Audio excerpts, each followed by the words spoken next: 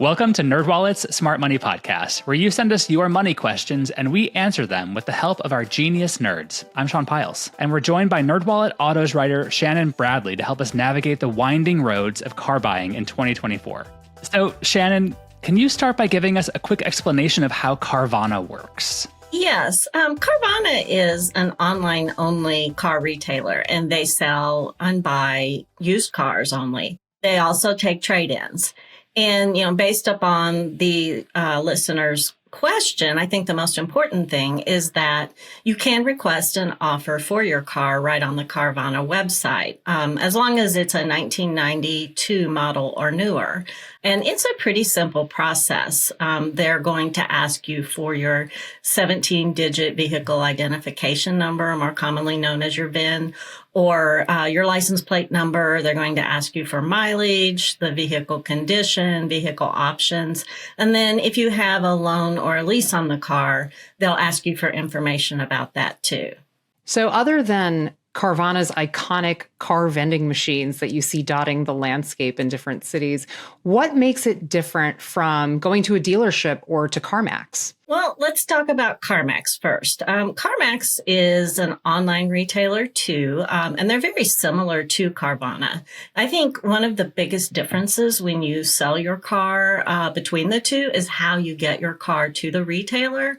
With Carvana, you can finalize the entire sale remotely. They will come to your house, they'll pick up your car, do the inspection there.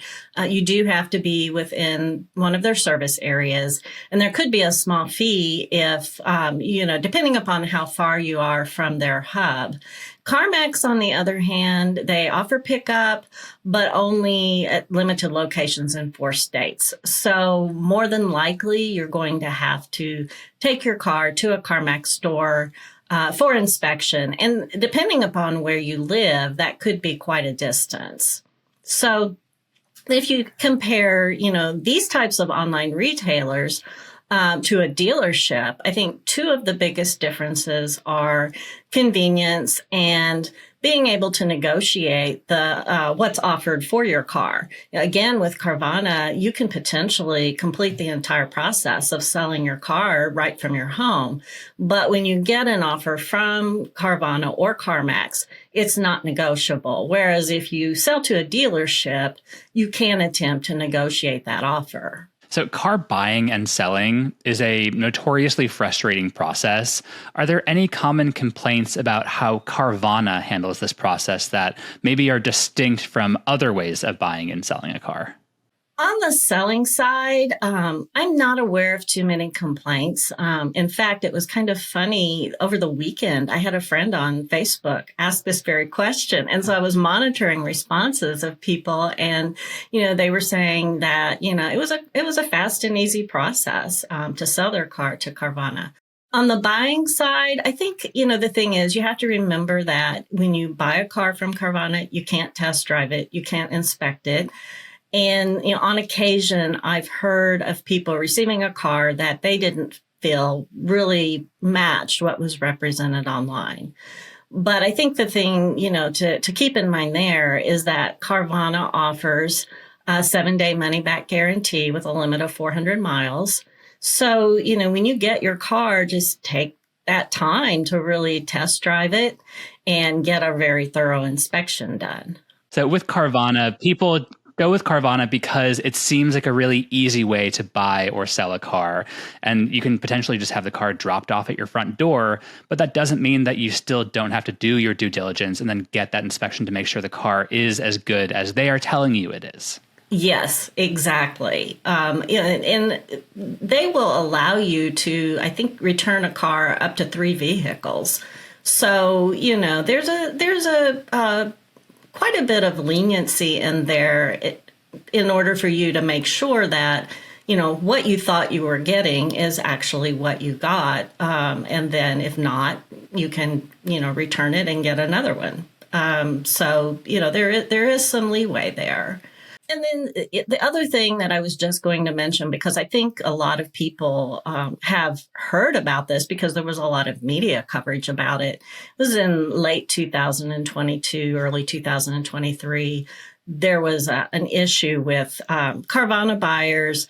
They would buy a car, they didn't get their title in a timely manner, and so they couldn't even register and drive the cars.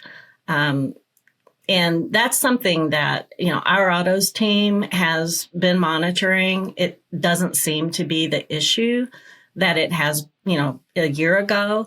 But, we still recommend for people to, when they buy a car from Carvana, ask for proof of title. It's just, given that there were issues, a year and a half ago, it's just not a bad idea to do that. So our listener, like so many others, is interested in getting a good deal when selling their car. Do we know if places like Carvana offer better or worse deals than other places where you can sell your car? Well, when you compare Carvana to CarMax, I'd say that's kind of a toss-up. And I think a lot depends on the vehicle you're selling. Is it one that the retailer needs in their inventory at that time? And if it is, they may be more inclined to make you a better offer. But that's why it's so important to get more than one offer. And then, you asked about dealerships. Traditionally, you can get more selling your car to an individual. But of course, that's not going to be as easy as selling to someone who's going to come right to your door and pick it up, or even, being able to go to the dealership down the road.